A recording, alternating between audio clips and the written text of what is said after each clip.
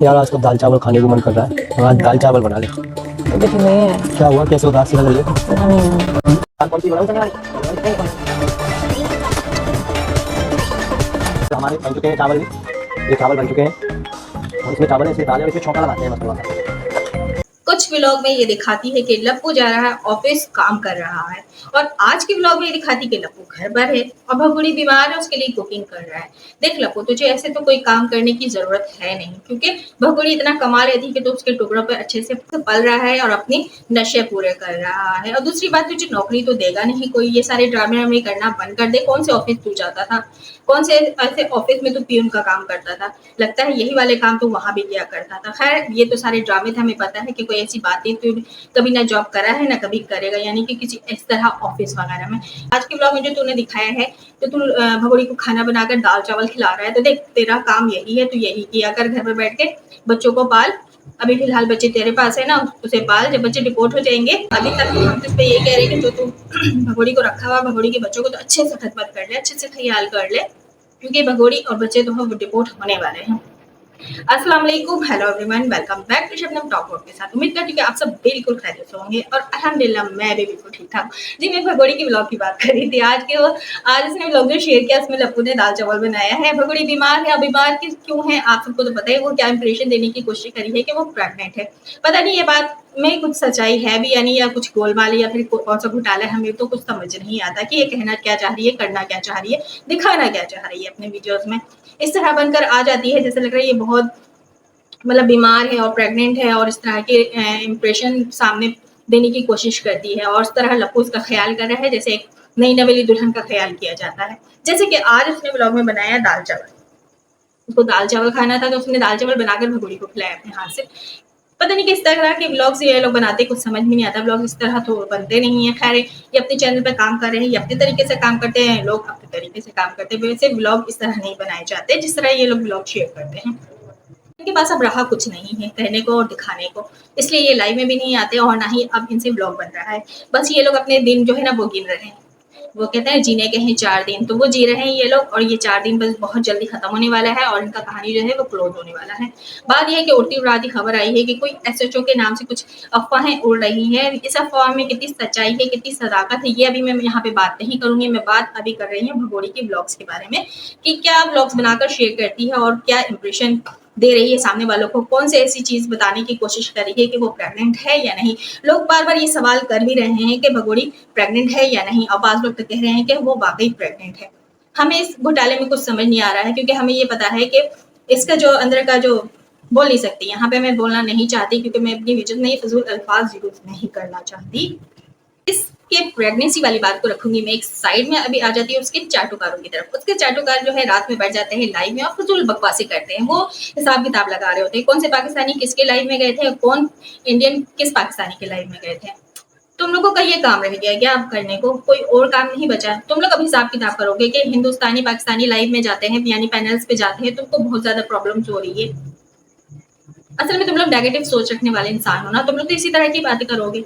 तुम लोग तो कभी सच्चाई को कबूल करोगे नहीं, तुम लोग तो सिर्फ नफरतें फैलाना जानते हो। तुम लोग तो एक दूसरे को लड़वाना जानते हो, पाकिस्तान इंडिया करते रहते हो।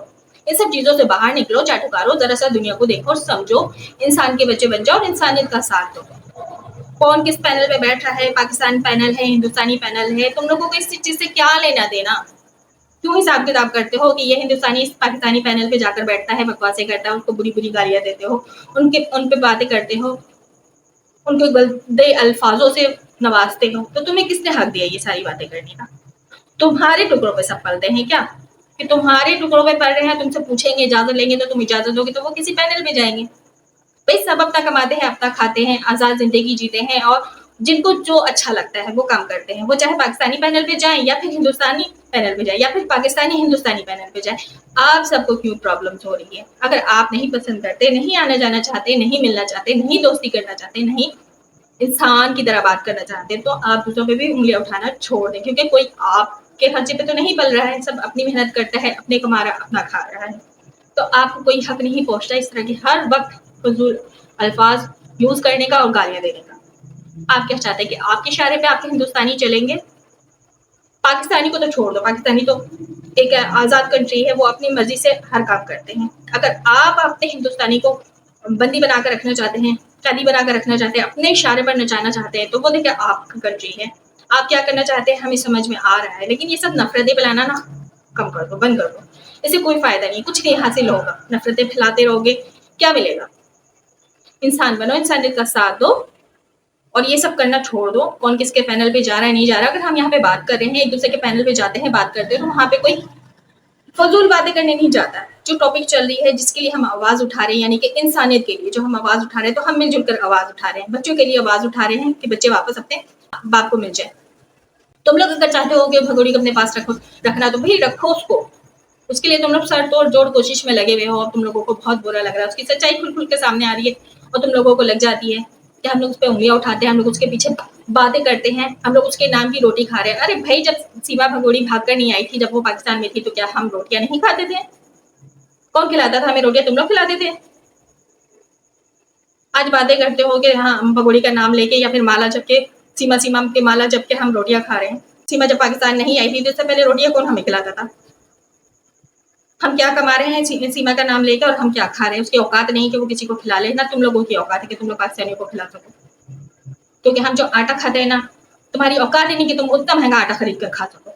हमारे पास औकात है कि हम उतना महंगा भी आटा खरीद कर खाते हैं। ये सब फजूल बातें करना छोड़ दो, क्योंकि जब तुम लोग इस तरह की फजूल बातें करते हो ना, तो मुंह फिर हमारा भी खुल जाता है। जबकि हम मुंह नहीं खोलना चाहते, हम फजूल बात नहीं तुम्हें बोलना चाहते, हम नफरतें नहीं फैलाना चाहते, हम प्यार और मोहब्बत से रहना चाहते हैं और प्यार का पैगाम लेकर आए हैं। इस तरह की सोच रखना छोड़ दो। कौन किसके पैनल पे जाता है, ये अपने ही हिंदुस्तानी को तुम गालियां देते हो। थोड़ी सी शर्म हया कर लो कि जिससे आप गालियां दे रहे हो वो आपके ही हिंदुस्तानी है। जैसा कि अभी कल के वीडियोस में मैंने शेयर किया कि इतने दिनों से बबीता को भी नजर नहीं आ रहा था कि मोमिन सर, जिस मोमिन सर पे इतनी उंगलियां उठा रही थी सीमा बैठकर फजूल बातें कर रही थी, तब तक नहीं नजर आया था कि वो एक हिंदुस्तानी है। कल वो बैठकर कह रही कि वो भी तो हिंदुस्तानी ही है, वो भी तो हमारे ही है, हमारे ही रिश्तेदार है, हमारे ही मुल्क से है। मतलब तुम लोग मतलब के वक्त रिश्ते बनाते हो और जब मतलब नहीं होता तो उसको गालियां देते हो बैठ के। मैं समझती हूँ, जहां तक अभी तक मैंने देखा है, तुम लोगों में बिल्कुल भी इकाई नहीं है। तुम लोग अपने मतलब के लिए रिश्तों को यूज करते हो। अच्छा लगता है तो अच्छा बोलते हो, बुरा लगता है तो बुरा बोल देते हो। किसी की सच्चाई का साथ नहीं देते, इंसानियत का साथ नहीं देते। हर वक्त नेगेटिव सोच रखना अच्छी बात नहीं होती है। इंसान के बच्चे बन जाओ, तो ऐसा ना हो कि जो भगोड़ी का अभी काम तमाम होने वाला है, यानी कि उसका जो केस है वो अंजाम तक पहुंचने वाला है, उसके केस के चक्करों में तुम लोग भी पिस जाओ और फिर तुम लोगों को भी जेल हो जाए। फिर तुम लोगों को कौन पूछेगा? जिस तरह पैनल्स पे बैठ के तुम लोग सर जोड़ कर गालियां देते हो एक दूसरे को, यही एक दूसरे को देखना भी पसंद नहीं करेंगे। जेल में पूछने जाएंगे भी नहीं कि किस हाल में तुम पड़े हुए हो। इंसानियत का साथ दो, बच्चों का साथ दो, बच्चों को उसके बाप तक पहुंचा दो। और रही बात कि तुम लोग कहते हो कि माँ से बच्चों को जुदा करना अच्छी बात नहीं, बिल्कुल भी अच्छी बात नहीं है माँ से बच्चों को जुदा करना, लेकिन इस तरह की माँ के साथ बच्चों का रहना भी ठीक नहीं है। और रही बात, हम क्या अलग करेंगे बच्चों को? उसने जो गलती की है, उसने जो गुनाह किया, उसकी सजा तो उसको मिलेगी, कानून देगा। वो जेल जाएगी तो क्या वो जेल जाएगी तो बच्चे भी साथ जेल जाएंगे? बच्चों ने क्या किया है? बच्चों का क्या कसूर है? मासूम बच्चे तो बाप के पास जाने चाहिए ना, बच्चे उसके साथ जेल तो नहीं जाएंगे। वो डिपोर्ट कर दी जाती है या फिर उसे सजा होती है, ये तो कानून उसका फैसला करेगा। हमने कौन होते उसका फैसला करने वाले? हम उसको आवाज जरूर उठा सकते हैं, उसकी गलत बात यहाँ पे रख जरूर सकते हैं, उसकी गलत बातों को दिखा जरूर सकते हैं और 4 बच्चों के लिए आवाज उठा सकते हैं। और जो हम उठा रहे हैं कि वो 4 बच्चों का कोई कसूर नहीं है, जबरदस्ती उनका धर्म परिवर्तन किया गया, उनका नाम चेंज किया गया, उनके कंट्री से, उनके रिश्तेदारों से उन बच्चों को दूर रखा गया। तो हम इसलिए आवाज उठाते हैं कि वो मासूम बच्चे हैं, उनका कोई कसूर नहीं है। भगोड़ी ने अपने ही बच्चों के साथ इतना गलत कर दिया है, इसलिए हम बच्चों पे आवाज उठाते हैं कि वो जो बच्चे हैं अपने असल बाप के पास चले जाएं, क्योंकि वो बाप भी सालों से तड़प रहा है। वो बाप गलत नहीं था, ना गलत है। झूठी तो ये भगोड़ी थी, भगोड़ी है झूठी मकार। वक्त के साथ साथ आप लोगों के सामने आईना आ जाएगा, फिर जब आप लोग आईना देखेंगे ना, तो खुद शर्मिंदा हो जाए, अपने आप से नजर नहीं मिला पाएंगे। इसलिए कहती है अभी भी वक्त है, आप लोग सुधर जाओ, एक दूसरे को गालियां देना बंद कर दो। अब बहुत आराम से, बहुत प्यार से मैं कह रही हूँ, जबकि ये प्यार से करने वाली बात नहीं थी, क्योंकि आप लोग गालियों से नीचे नहीं आते हो। इज्जत देने के तो आप लोग काबिल नहीं हो, आप लोगों को कोई इज्जत भी दे।